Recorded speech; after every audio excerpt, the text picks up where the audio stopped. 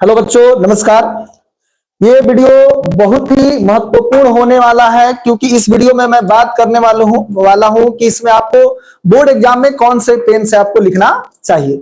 इसमें हम लोग ये जानेंगे आपको बोर्ड एग्जाम में कॉपी कैसे लिखना चाहिए। यहाँ पर आप देख लीजिए, एकदम पूरी तरीका से हम समझा देंगे कि आप कैसे बोर्ड एग्जाम में कॉपी लिखेंगे, किस पेन से आप लिखेंगे ताकि एग्जामिनर जो है आपको फुल मार्क्स देगा। वेरी वेरी इंपॉर्टेंट है। आपके कॉपी का जो रिप्रेजेंटेशन इंपॉर्टेंट है और रिप्रेजेंटेशन के लिए कलम जो है वो वेरी वेरी इंपॉर्टेंट है। तो कलम कौन से, किस कलम से आपको लिखना चाहिए, उत्तर किस कलम से लिखेंगे, हेडिंग किस कलम से लिखेंगे, इन सभी चीजों के बारे में हम लोग बात करेंगे। कौन सा पेन बेस्ट होने वाला है, इन सब चीजों के बारे में हम लोग बात करने वाले हैं। ठीक है, एग्जामिनर भी आपको फुल मार्क्स देने वाला है। इसमें किसी प्रकार का कोई गलती आप करोगे नंबर आपका कट जाएगा, तो गलती आप करने की कोशिश मत करना। ठीक है, आपको हम यहाँ पर बताएंगे कि आप किस पेन से लिखेंगे ताकि आपका नंबर जो है वो फुल मार्क्स मिलने वाला है। इन सब चीजों के बारे में आज हम लोग चर्चा करेंगे, लेकिन उससे पहले जो महत्वपूर्ण बात है उसके बारे में हम लोग बात कर लेते हैं। महत्वपूर्ण बात क्या है भाई, यहाँ पर हम लोग देखेंगे।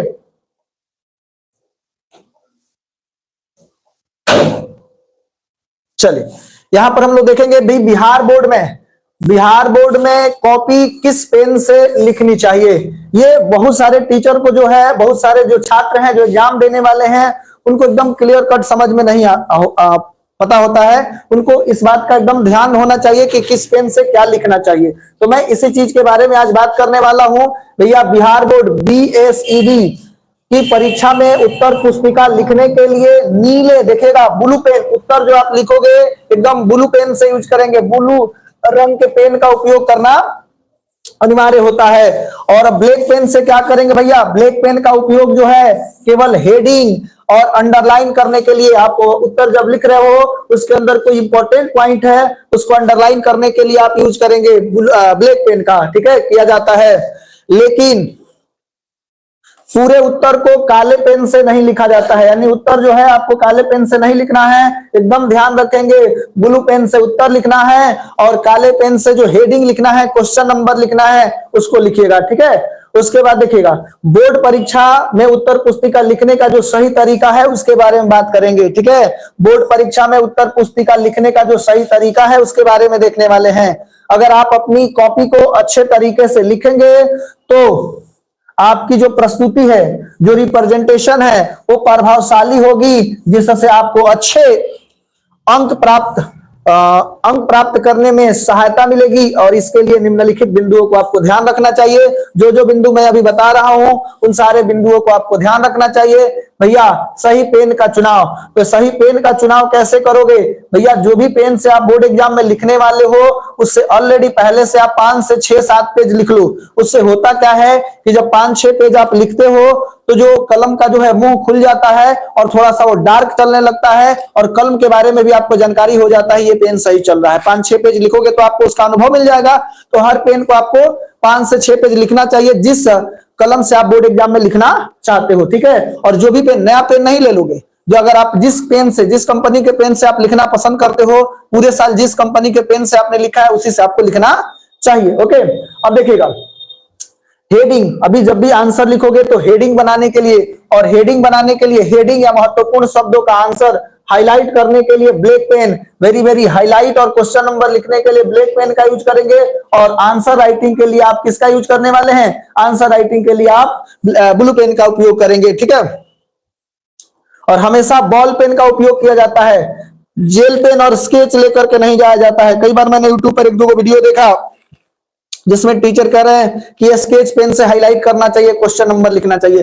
भैया, जब स्केच पेन से लिखोगे तो अगर स्केच पेन जो है अगर ज्यादा दबा करके लिख दोगे तो दूसरे पेज पे भी उखड़ जाएगा। तो स्केच पेन का उपयोग मत करो। और मोटा लिखना है तो ओमार शीट रंगने वाला जो मोटा पेन आता है ना 1.0 mm का, उससे आप लिखोगे, हेडिंग उसी से बना दोगे, ब्लैक पेन से बनाओगे तो मोटा हो जाएगा ऑलरेडी। ठीक है, तो जिससे ओमार शीट रंगने वाला, अलग से ओमार शीट रंगने वाला पेन आता है, ओमार शीट रंगने वाले पेन से आप क्या करोगे, आप उसी से हेडिंग बना देना और अंडरलाइन कर देना। ठीक है, थोड़ा सा डार्क हो जाएगा और मोटा हो जाएगा। ओके, उसके बाद ध्यान दीजिएगा, उत्तर पुस्तिका को साफ रखें। भैया, आपको काट कूट नहीं करना है। कहीं गलती हो जाता है तो सीधी लाइन से काट देंगे। ठीक है, और उसको पूरा जलेबी नहीं छान देंगे। ठीक है, ऐसा नहीं तो मान लेते हैं जलेबी छान दो चाहे चीपरी पाथ दो।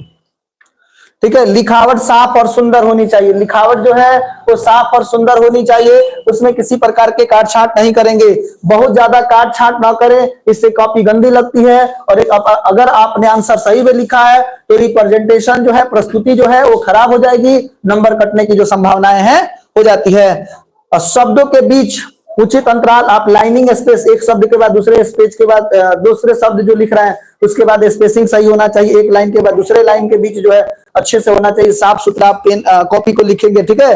उत्तर पैराग्राफ या बुलेट पॉइंट लिखें। अगर आप पॉइंट लिखना चाहते हैं, कोई भी पॉइंट है तो आप ऐसे एक क्या करोगे, एक बुलेट पॉइंट बना करके यहाँ पर लिखोगे इंपॉर्टेंट पॉइंट, इस तरीका से बुलेट पॉइंट बना करके ही आपको बोर्ड एग्जाम में जो हाईलाइट पॉइंट है, महत्वपूर्ण बिंदु है, उसको आपको लिखना चाहिए। ओके, उसके बाद जो है महत्वपूर्ण बिंदु क्या है, प्रश्नों का सही क्रम बनाएं। भैया आप मान लेते हैं लघुत्तरीय प्रश्नोत्तर लिख रहे हैं और वो खंड ब का है, खंड ब का है तो ऊपर लिख देंगे खंड ब।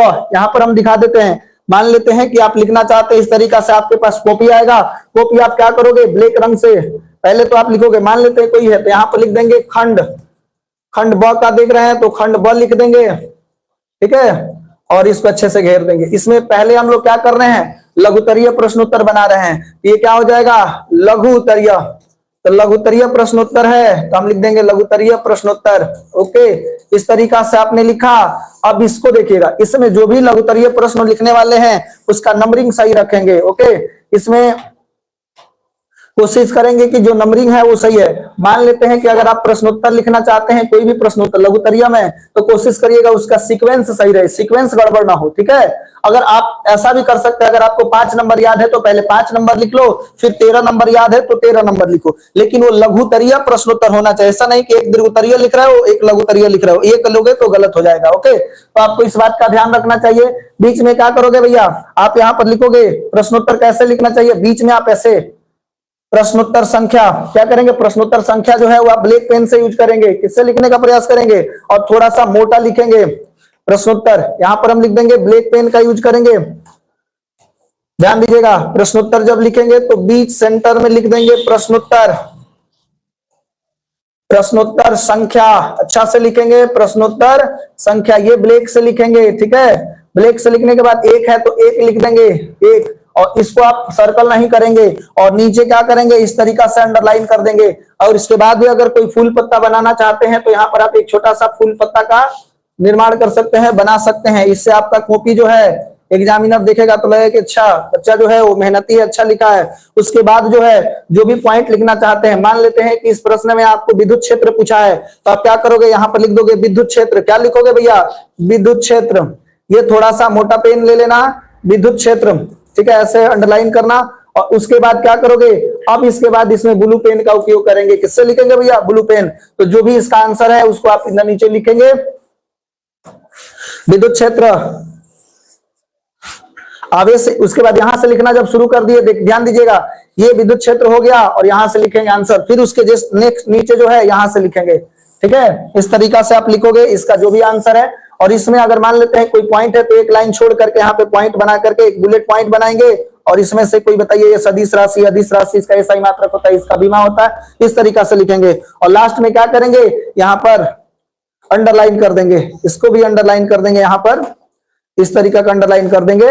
और इसमें भी अगर कहीं पर इंपॉर्टेंट पॉइंट है उसको भी अंडरलाइन करके आपको लिखना चाहिए, ठीक है। एक प्रश्न के बाद जब दूसरा प्रश्न लिखोगे तो 2 लाइन का गैप होना चाहिए, 2 लाइन का गैप रखोगे तो आपका जो पेपर है वो बहुत जबरदस्त तरीका से दिखेगा। ओके, अब देखो भैया उसमें हम लोग 5वां जो पॉइंट है वो क्या है, आंसर शीट भरते समय सावधानियां। भैया जब आंसर शीट भर रहे हो तो उसमें भी बहुत अच्छे से ध्यान रखना चाहिए, पृष्ठ पर सही ढंग से रोल नंबर, कोड और अन्य विवरण भरे, इसमें किसी प्रकार का त्रुटि आपको नहीं करना है, ठीक है। इसको आपको ध्यान से भरना है। उत्तर पुस्तिका लिखने से पहले प्रश्न को अच्छी तरह से पढ़ना चाहिए, जो भी आप प्रश्न लिखना चाहते हैं उसको अच्छे तरीका से पढ़ो, उसके बाद लिखो, ठीक है।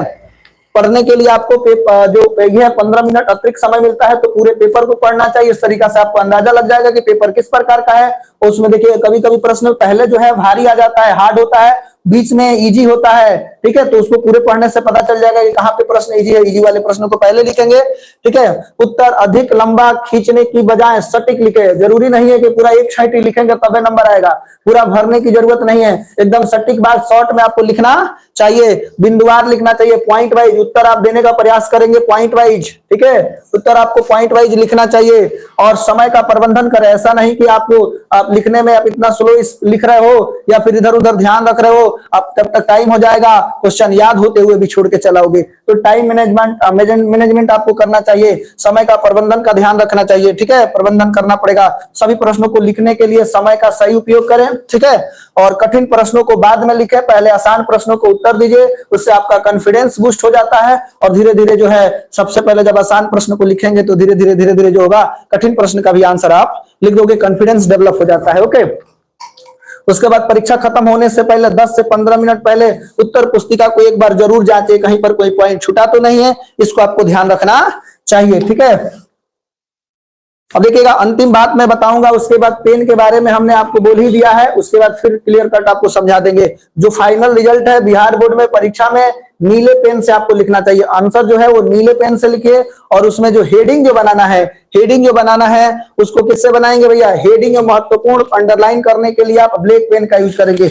उत्तर लिखने के लिए जो है आप नीले पेन का यानी ब्लू पेन का उपयोग करेंगे, और साथ ही साथ जो अंडरलाइन और प्रश्नोत्तर संख्या लिखना है तो उसके लिए ब्लैक पेन का उपयोग करेंगे। अगर आप इन नियमों और सुझावों का पालन करेंगे तो आपकी उत्तर पुस्तिका प्रभावशाली लगेगी और आपको जो है अच्छे अंक मिलेंगे, ठीक है। और मैं आपको बोलूंगा एग्जाम के लिए ऑल द बेस्ट, इस तरीका से आप लिखेंगे तो आपको बेहतर अंक मिलेंगे। ओके, अब देखिएगा, फिर से मैं बता दे रहा हूं, ध्यान देने वाली बात क्या है भैया, जब भी आप आंसर लिख रहे हैं तो फिर से हम बता रहे हैं, तो जो आप यहां पर यूज करने वाले हैं, तो एक ओ मार्कशीट रंगने वाला पेन होता है, ओ मार्कशीट, तो ओ मार्कशीट रंगने वाला जो पेन होता है वो क्या होता है, ये थोड़ा सा मोटा होता है। तो इससे आप क्या करेंगे, प्रश्नोत्तर लिखने का प्रयास करेंगे, हेडिंग बनाने का प्रयास करेंगे, अंडरलाइन करने का प्रयास करेंगे, और ब्लू पेन से जो है उसका उत्तर लिखेंगे, ठीक है। इस तरीका से आप करेंगे तो आपको अच्छा नंबर मिलेगा। जैसे यहाँ पर हम आपको दिखा देते हैं, जैसे आपको यहाँ पर कोई प्रश्न उत्तर है, मान लेते हैं आप लिखना चाहते हो, तो थोड़ा सा इसको मोटा पेन का उपयोग करेंगे, तो आपने लिख दिया यहाँ पर प्रश्नोत्तर संख्या, ध्यान दीजिएगा, प्रश्नोत्तर संख्या कोई भी है तो प्रश्नोत्तर संख्या आपने लिखा, और इसको थोड़ा सा आगे बढ़ा करके लिखेंगे, और यहाँ पे 2 नंबर है तो 2 अच्छा से लिखेंगे, इसको आपको एकदम साफ क्लियर कर, इसको घेरने की जरूरत नहीं है। उसके बाद क्या करेंगे, इसके नीचे अंडरलाइन कर देंगे, ठीक है, यहाँ पर नीचे में जो है अंडरलाइन करेंगे, सीधा लाइन खींचेंगे, स्केल लेकर के जाएंगे, प्रत्येक दिन स्केल और पेंसिल लेकर के आपको जाना है, ठीक है। और उसको क्या करिएगा, यहाँ पर जो है एक छोटा सा फूल पत्ता भी बना दीजिएगा ताकि अच्छा लगे कॉपी, ठीक है, कॉपी सजाने का प्रयास कीजिएगा, यानी first impression is the last impression, ठीक है, इंप्रेशन बनाने का प्रयास करिएगा। अब सुनोगे, उसके बाद इसमें जो भी उत्तर लिखना चाहते हो, मान लेते हैं इस प्रश्नोत्तर में कुछ था, मान लेते हैं वो कूलाम के नियम है, ठीक है, तो आपने यहां पर लिख दिया, क्या लिख दिया भैया, कूलाम का नियम, कूलाम का नियम, तो आपने लिख दिया यहां पर कूलाम का नियम। नियम लिखने के बाद क्या करेंगे, यहाँ पे डॉट देकर ऐसे खींचेंगे, ठीक है, और इसके आंसर लिखने के लिए यहाँ पर क्या करेंगे, ऐसे थोड़ा सा अंडरलाइन कर देंगे, नीचे अच्छा लगेगा। उसके बाद आप कलम को बदल देंगे, पतला वाला पेन ले लेंगे, ये सब लिखने के लिए ओ मार्कशीट रंगने वाला जो पेन लेगा है वो ब्लैक ले लीजिएगा, उसी से लिखने का प्रयास करिएगा। ओके, अब सुनिए, इसमें आपने ब्लू पेन लिया और ब्लू पेन से अब इसका आंसर लिखेंगे, जो भी इसका आंसर है यहां से लिखना शुरू करेंगे, आंसर जो भी है इसको यहां से लिखेंगे, सेकंड लाइन में आप इसके जस्ट नीचे यहां से आ जाएंगे, यहां से इसका आंसर लिखेंगे, ठीक है। आंसर लिखने के बाद मान लेते हैं इसका आंसर यहाँ पे खत्म हो गया, तो इससे रिलेटेड अगर कोई भी इंपॉर्टेंट पॉइंट आप जानते हैं, जैसे कूलाम के नियम के लिए, कूलाम के नियम किसके लिए लागू होता है, कुछ अगर इसके बारे में पॉइंट जानना चाहते हैं तो उसके जस्ट नीचे इस नियम को पूरे खत्म करने के बाद एक बराबर जो भी होता है आपने लिख दिया, उसके नीचे आप इसके बारे में अगर लिखना चाहते हैं तो एक बुलेट पॉइंट ऐसे बनाएंगे, और इसके अंदर इस तरीका से बुलेट पॉइंट बना करके जो पॉइंट लिखेंगे, और एक प्रश्न जब खत्म हो जाएगा तो 2 लाइन छोड़ने के बाद फिर लिखेंगे। इस तरीका से आपका जो है एग्जाम में अच्छे नंबर ला सकते हैं। तो कभी भी स्केच पेन का उपयोग ना करें, आपको हेडिंग अंडरलाइन करने के लिए, प्रश्नोत्तर लिखने के लिए जो ओ मार्कशीट रंगने वाला पेन है उसको उपयोग करिएगा, और आंसर लिखने के लिए, उत्तर लिखने के लिए ब्लू पेन का उपयोग करिएगा, ठीक है। आज के लिए हम लोग इतना ही रहने देते हैं। अब थोड़ी देर के बाद जो है आपका आज जो है बायोलॉजी का महामैराथन चलने वाला है, और उसमें से ऑब्जेक्टिव जो है केवल उतना पढ़ लीजिएगा, तो ऑब्जेक्टिव उससे बाहर नहीं आने वाला। तो जरूर उस क्लास को ज्वाइन कीजिए। Thank you for watching, best of luck for exam. ठीक है, थैंक यू।